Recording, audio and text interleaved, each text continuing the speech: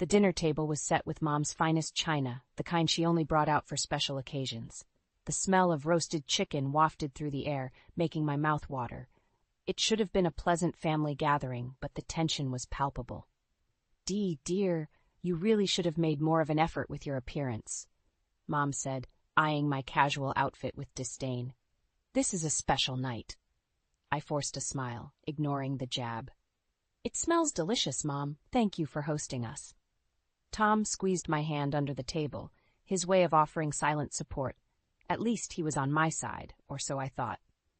As we started eating, Mom launched into a monologue about the importance of family legacy and carrying on the family name. Her pointed glances in my direction made the subtext clear. My inability to have children was a constant source of disappointment. "Which is why," she continued, "we've been discussing some exciting changes for our family's future." Tom shifted uncomfortably in his seat and a knot formed in my stomach. This didn't sound good. "You see, Dee," Mom said, her voice sickly sweet, "while we love you dearly, the fact remains that you're unable to provide an heir. A great injustice, really, given how devoted Tom has been." I felt Tom tense beside me, but he remained silent. Anger and hurt bubbled up inside me as Mom's words sank in. "So, we've decided to welcome a new addition to the family, a younger, more fertile woman who can give us the grandchildren we so desperately desire." The room spun as I processed her words. A new wife for Tom? How could he betray me like this? "You can't be serious," I managed, my voice shaking. "Tom, tell her she's out of her mind." But Tom wouldn't meet my gaze, his eyes fixed on his plate.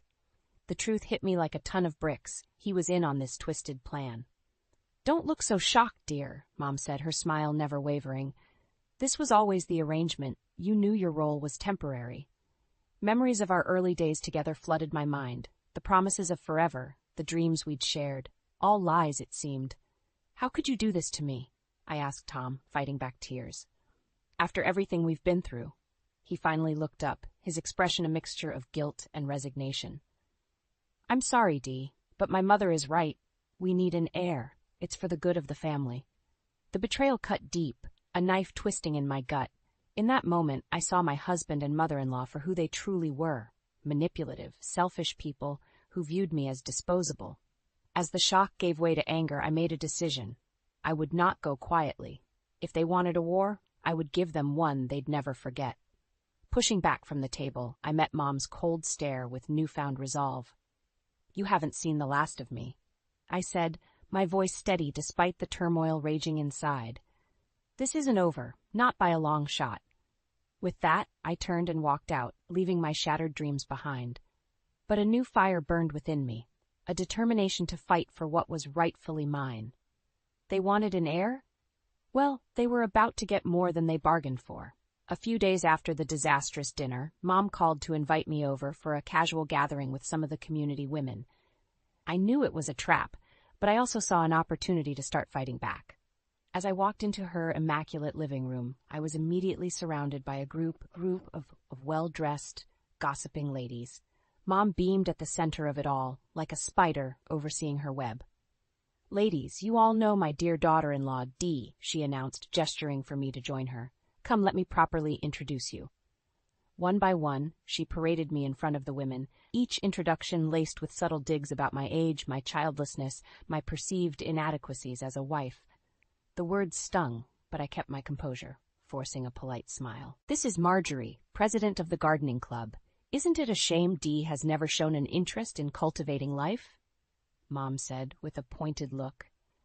Marjorie gave me a pitying glance before turning away, whispering to her friend. It went on like that for what felt like an eternity, Mom's barbs growing sharper with each new acquaintance. Through it all, Tom lounged in the corner, nursing a drink and pointedly ignoring the spectacle. As the gathering wore on, I noticed a few of the women stealing sympathetic glances my way. Perhaps I had more allies than I realized. During a lull, I found myself beside Judith, an older woman known for her sharp wit and even sharper tongue. "Don't pay her any mind, dear," she murmured, patting my arm. "We all know Lorraine's just bitter because her own daughter abandoned her years ago." I raised an eyebrow, intrigued by this juicy bit of information. Judith gave me a conspiratorial wink before moving on. Suddenly, the endless parade of introductions took on a new light. These women weren't just Mom's adoring sycophants. They were a wealth of knowledge about her deepest insecurities and darkest secrets.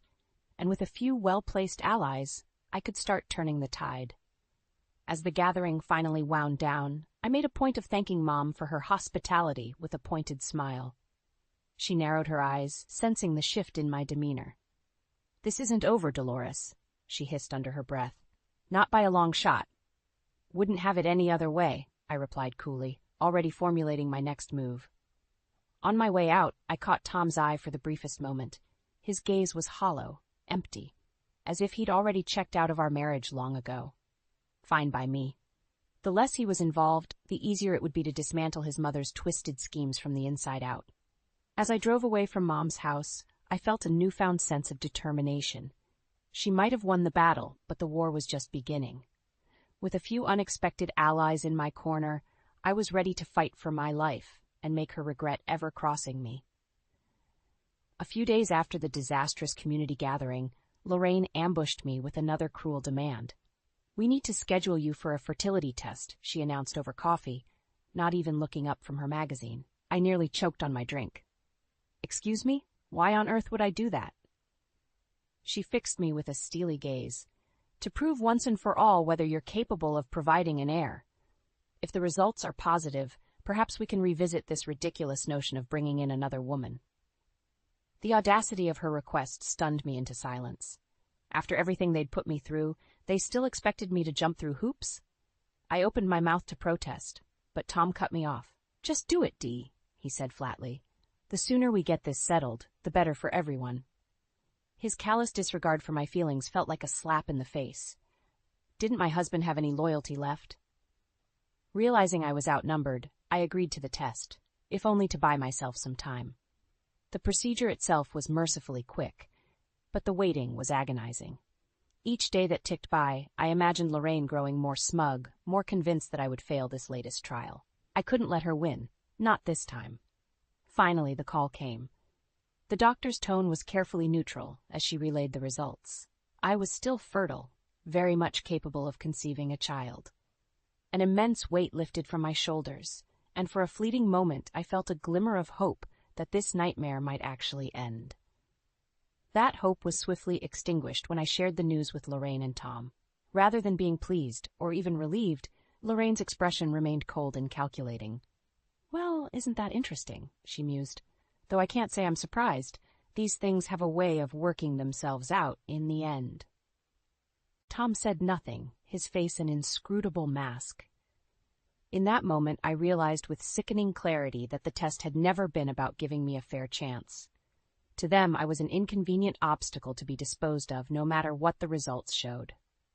Memories came flooding back of those early days with Tom, when we discussed having children of our own. I remembered the tenderness in his eyes, the excitement in his voice as he painted pictures of our future family. Now, it was as if that man had never existed, replaced by this hollow stranger who valued his mother's whims above all else. As Lorraine droned on about needing to explore other options, I tuned her out, my mind racing. For weeks, I'd been reactionary, constantly scrambling to counter her latest move. But no more. It was time to take control of the situation, to turn the tables on these two manipulators before they could do any more damage. I would play along for now, I decided, lulling them into a false sense of complacency. And then, when they least expected it, I would strike, exposing their deceit and hypocrisy for all to see. This time, I would be the one dictating the terms. Lorraine's voice finally broke through my reverie. "Are you listening, Dolores? We need to start interviewing potential surrogates immediately." I met her gaze, my expression carefully neutral. "Of course, whatever you think is best." The words tasted like acid, but I forced myself to smile. Let them believe they'd won, for now. Soon enough, they would realize they had underestimated me at their peril.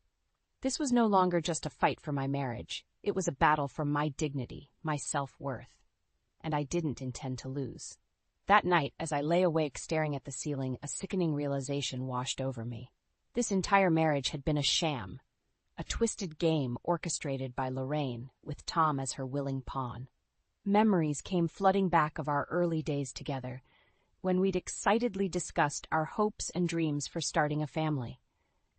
I remembered Tom's tender reassurances that we had all the time in the world, that children would come when the moment was right. "We'll figure it out together, babe," he'd murmured, pulling me close. "No need to rush into anything." Now, in the harsh light of day, those words rang hollow, a carefully constructed lie designed to lure me into Lorraine's trap, because the truth was they'd never intended for me to be a permanent part of this family. The signs had been there all along, but I'd been too blinded by love and optimism to see them. Like the time Tom casually mentioned that his parents expected him to provide them with grandchildren, no matter what, or the way Lorraine had bristled at my reluctance to move into her home after our wedding. "It's just until we get on our feet," she'd said with a saccharine smile. "You don't mind a brief stint under my roof, do you, dear?" That brief stint had turned into years of walking on eggshells, enduring her endless critiques and power plays, all while Tom stood idly by, ceding more and more control to the woman who'd raised him. I should have run then, I realized, escaped before allowing myself to be slowly suffocated by their toxic dynamic. But some foolish part of me had clung to the belief that love could conquer all, that Tom would eventually grow a spine and stand up to his mother's manipulations. As I replayed our heated argument from earlier, any remaining doubts evaporated. Tom's callous admission that I was always meant to be a temporary solution, easily discarded once a more suitable option presented itself. It was a brutal awakening, exposing the true depths of his betrayal. White-hot anger surged through me, quickly followed by a wave of icy determination. If they thought I would simply slink away in disgrace, they had vastly underestimated me. I would stay and fight, unleashing a vengeance so exquisite, so utterly devastating, that they would have no choice but to rue the day they dared to cross me.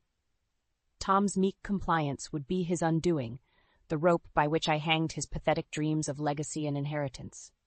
And Lorraine, that smug, domineering shrew, would find her world crumbling around her, victim to the same twisted machinations she'd so gleefully inflicted on me. A feral grin spread across my face as delicious scenarios began taking shape. This was no longer about salvaging some sliver of dignity. It was about complete and utter obliteration, leaving their selfish ambitions in ashes around them. Let them believe they'd won, I decided. Let them bask in their false sense of victory. Because soon enough, the tables would turn, and I would be the one dictating the terms of our little game. Closing my eyes, I could already envision their stunned, horrified expressions as the truth finally dawned. They wanted an heir to continue their precious legacy? Well, they were about to get far more than they bargained for. In the days that followed, Lorraine's campaign of emotional torture intensified. Everywhere I turned, she was there, chipping away at my self-worth with her snide remarks and undisguised looks of contempt. "Really, Dolores? You're going to wear that?" She'd eyeing my outfit with disdain. So frumpy. No wonder Tom's lost interest. I grit my teeth, determined not to rise to the bait. Losing my composure was exactly what she wanted. At first, Tom stayed out of it, content to let his mother do the heavy lifting when it came to demoralizing me. But soon enough, even he joined the fray, parroting Lorraine's insults about my inability to give him a child, my failure as a wife. "Maybe if you'd put in a bit more effort," he sneered one morning as I headed off to work, my sole refuge from the toxicity at home. Even there, I found no peace.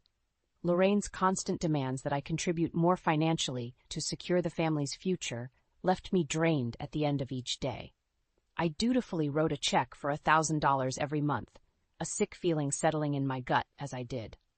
So this was my reward for years of loyal service, to be bled dry by the very people who claimed to care for me. The breaking point came when Lorraine announced, with fake sweetness, "The surrogates will be here this weekend for interviews. You'll want to be on your best behavior, Dolores." I could no longer hold my tongue. "Are you kidding me? After everything you've put me through, you expect me to just roll over for this?" Tom's eyes went wide, but Lorraine simply shrugged, unperturbed. "Well, I did give you a chance to do things the proper way, but you've made your choice clear." "My choice?" I sputtered, indignant rage bubbling up inside me. "When did I ever choose any of this? You two cowards dragged me into this nightmare against my will." In that moment, Tom should have spoken up, should have defended me as his wife. Instead, he shrank back, cowed by his mother's withering glare. "That's enough out of you," Lorraine said coolly. "Why don't you run along like a good girl? The adults need to discuss family matters." The derisive dismissal was like a slap in the face. I opened my mouth, fully prepared to unleash the torrent of hurt and anger that had been building up for months. But something stopped me. Suddenly, it all became clear. This was what Lorraine wanted. She thrived on confrontation, on exerting her dominance over me through sheer force of will. Any outburst on my part would only serve to feed her power trip. A strange sense of calm washed over me, and I felt the fight go out of me, at least for the moment. Straightening my shoulders, I met Lorraine's gaze steadily. "You know what?" "You're right," I said, keeping my voice even. "I'm just going to step aside and let you two continue making decisions for this family. Seems to be working out so well for you both." Lorraine blinked, clearly thrown by my uncharacteristic acquiescence. But her smugness quickly returned. "Finally, she sees reason. I knew you'd come around eventually, dear." I didn't bother responding, turning on my heel and heading for the door.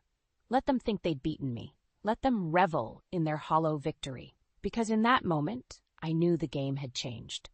No more reacting, no more falling into their twisted manipulations. From now on, I would be the one dictating the terms, and by the time I was done, they wouldn't know what hit them. I should have seen it coming, really. The signs were all there. Lorraine's increasingly smug demeanor, Tom's guilty silences whenever I tried to discuss our future. But when I walked through the front door that fateful evening, the harsh reality still hit me like a ton of bricks. There, perched on the living room sofa like she owned the place, was a young woman I'd never seen before. Sleek and polished, with an air of self-assurance that could only come from years of being catered to. This was her, I realized with sickening clarity, the usurper they'd handpicked to take my place. "Ah, Dolores, there you are," Lorraine said, rising to greet me with a saccharine smile. "Allow me to introduce Angela. She'll be joining our family shortly." The smug emphasis on those last few words left no doubt as to Angela's intended role. I felt bile rise in my throat as Tom shifted awkwardly beside the interloper, unable to meet my gaze. "You've got to be kidding me," I managed, fighting to keep my voice steady. "Tom, please tell me this is some kind of sick joke." For a fleeting moment, I saw a flicker of something in his eyes. Shame, maybe, or the last vestiges of the man I'd fallen in love with. But then Lorraine stepped between us, her expression hardening. "Don't be so dramatic, Dolores. You knew this day was coming." She gestured dismissively in my direction. "She's getting on in years, and her condition makes her unsuitable for carrying on the family name. Isn't that right, dear?" Tom said nothing, his silence hanging heavy in the air. Anger and hurt welled up inside me, quickly segueing into a cold, bitter sense of resignation. After everything, he still couldn't find the courage to stand up for me, for our marriage. "You're despicable, both of you," I spat, glaring at Lorraine and the smirking Angela in turn. "Using people's lives like this, discarding them when they no longer serve your purposes. I don't know what's worse, your cruelty or your cowardice." Lorraine merely shrugged, unperturbed. "Strong words from someone in your precarious position, but I suppose that's to be expected." With a sickening lurch, I realized she was holding something in her hands, a manila envelope, no doubt containing the final insult they had prepared for me. "What's that supposed to mean?" I asked warily, but I already knew the answer. "Well, we can't very well have you lingering about once Angela arrives, now can we?" Lorraine replied, her smile taking on a predatory edge. "These are the divorce papers, which will allow you to exit this family with a modicum of dignity intact, though I shudder to think how you'll get by without us." The room started to spin as she extended the envelope toward me. This was it, the moment I'd been dreading, the point of no return, where I would have to decide whether to go down swinging or slink away in disgrace. Part of me wanted to fight, to rage against the injustice of it all. But another, wearier part knew that there was no point in prolonging this toxic charade any further. Lorraine and Tom had made their decision, callously prioritizing their twisted idea of legacy over anything resembling basic human decency. So with a heavy heart and a lump in my throat, I reached out and took the envelope, already feeling the weight of my shattered dreams pressing down on me.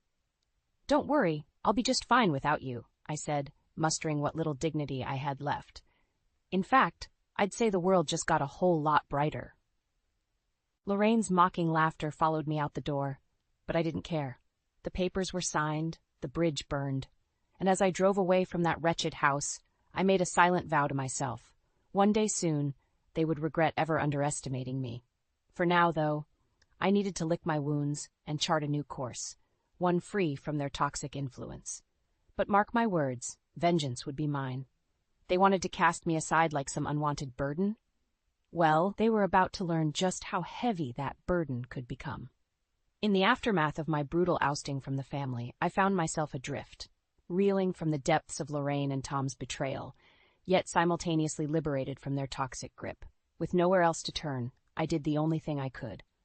I went home, back to the warm embrace of my parents and the life I'd left behind so many years ago.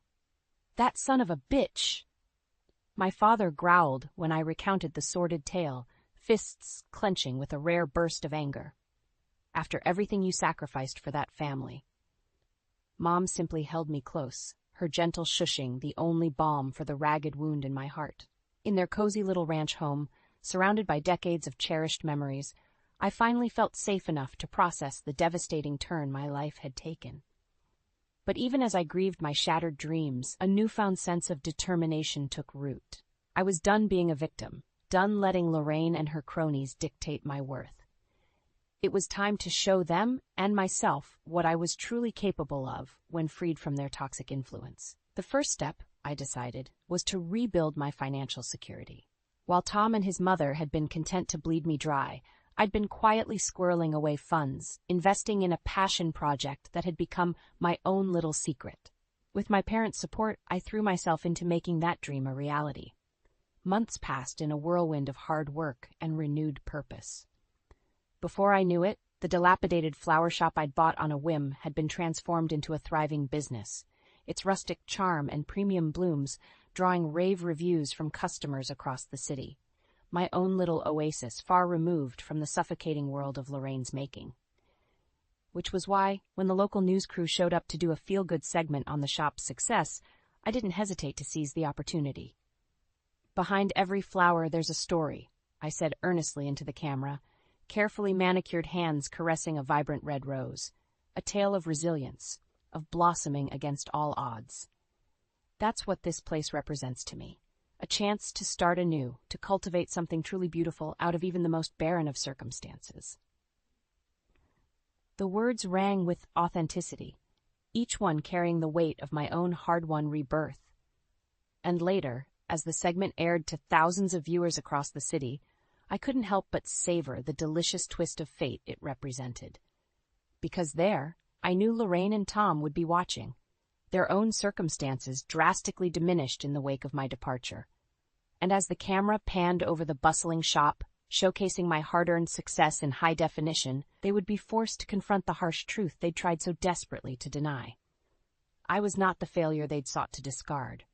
I was a woman reborn, thriving precisely because I'd had the courage to shed the shackles they tried to bind me with. And with my newfound power and self-assurance, I had no intention of fading back into meek obscurity. No, this was just the opening salvo, the first taste of the reckoning that was to come. Lorraine and Tom wanted to cast me aside like garbage? Fine. They were about to learn just how hazardous their precious legacy could be when it fell into the wrong hands. The game was just beginning, and this time, I held all the cards. It was the annual neighborhood block party, and the air was thick with the scent of charred burgers and cheap beer. Normally, this was the kind of event I avoided like the plague, too much forced socializing, too many prying eyes. But this year was different. This year, I had a point to prove. As I made my way through the crowd, heads turned and whispers rippled in my wake. News of my very public split from Tom and his venomous mother had spread like wildfire, no doubt fueled by their own twisted version of events. But I didn't care. Let them talk. Soon enough, they would be singing a very different tune. "Well, well, if it isn't the woman of the hour," a familiar voice rang out, dripping with disdain. I turned to find Lorraine bearing down on me, Tom skulking a few paces behind like a beaten dog. Angela was mercifully absent, though I had no illusions about her eventual appearance.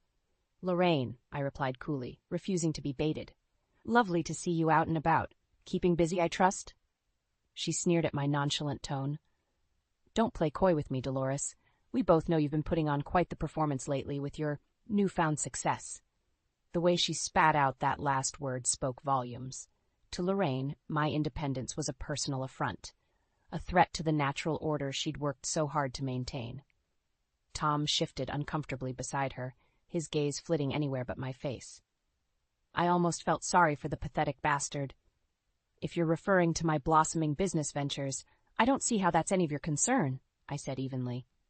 "But since you brought it up, things are going swimmingly. I'd offer you a bouquet, but I have a strict policy against fraternizing with snakes." A few nearby partygoers failed to stifle their laughter, emboldening me. Lorraine's eyes narrowed dangerously. "You think you've won, don't you?"